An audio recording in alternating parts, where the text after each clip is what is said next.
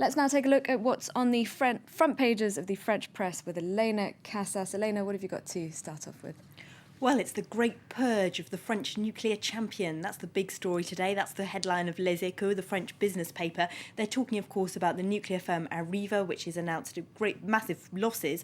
They've lost at least €1 billion over the last year. Their CEO has had to admit, and they're going to have to make €1.5 million of budget cuts. That means, of course, plenty of job losses. And this isn't just a firm, if you like, for the French newspapers. It's a big source of national pride. So the papers really are quite upset about this. Le Figaro on their front page have got difficulties for the French nuclear giant, and inside they've interviewed that new CEO.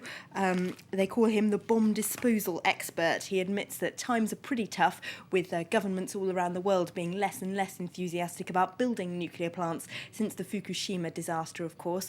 But as you might expect, he does tell them he still believes that nuclear has a bright future and that France will remain independent in terms of energy in the near future. And this comes after months of debate in French politics about scrapping nuclear power altogether. Exactly, and this is still very controversial. La Croix, the Catholic paper, has got Nuclear, the Controversy as its front page today, and inside they've done a big 6-page dossier putting nuclear on trial, putting the case for the prosecution and the case for the defence. Now, the prosecution case is, of course, that you just can't guarantee there will never be a nuclear accident in France, and the industry has a long history of not being very transparent. They say the Japanese government covered up lots of things about Fukushima, and the French nuclear industry has in the past covered up a lot of the health risks to its workers. And they also say, of course, that it's expensive. But on the other side of the coin, it would also be expensive to scrap, and that would make France dependent on foreign oil and perhaps indeed put up France's carbon emissions, because they say the renewable alternatives just can't really fill the place. It would mean more fossil fuel use. Something else that's quite expensive is running a campaign when you want to be president, as Dominique de Villepin announced over the weekend. And so now the field's starting to get quite crowded, isn't it?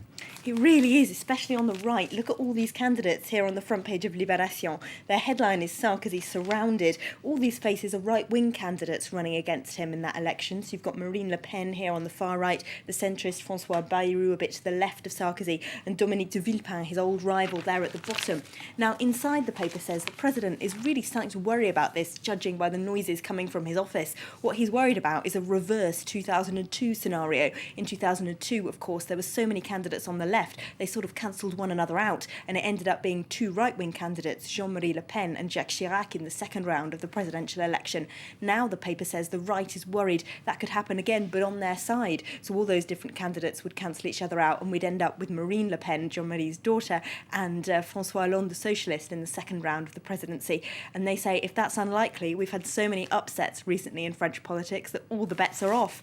Look at François's front page. All of these people have caused some kind of upset in French politics this year, so they say there's never been an election that was harder to predict.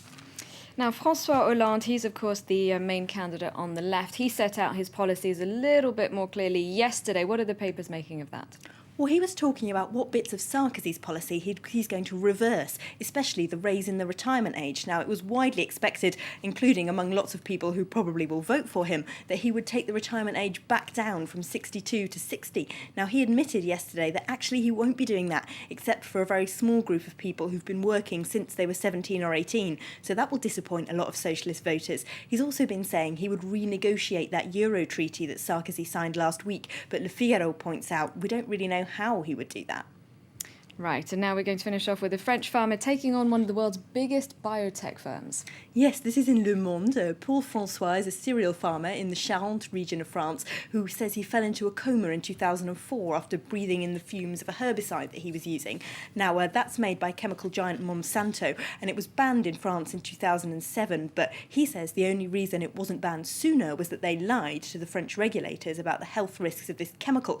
So it goes up in a civil trial in Lyon starting today, where he's got this David and Goliath legal process going on, where he on his own is taking on one of the world's biggest biotech companies, an American firm, and he's hoping if he can win that will be a French legal first, and it might encourage more farmers to take on the big biotech companies who make these chemicals. That takes a lot of guts. All right, thanks very much, Elena, for that look at the French papers.